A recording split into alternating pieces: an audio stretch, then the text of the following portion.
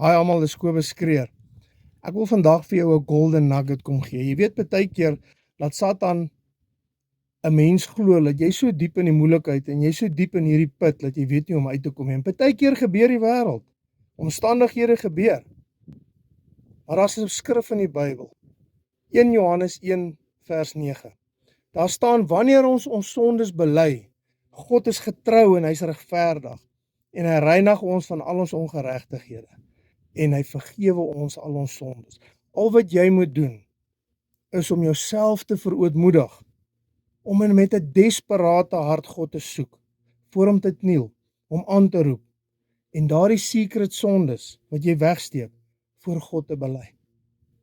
En wanneer jy dit doen, wanneer jy dit wat in die donker is aan die lig bring, dan kom die bloed van Jesus Christus wat gestort het aan die kruis van Golgotha en dit was jou skoon.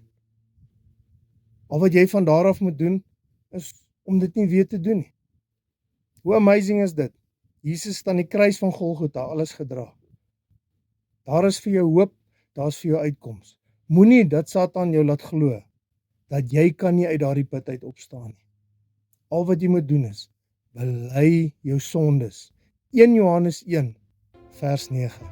Baie seën.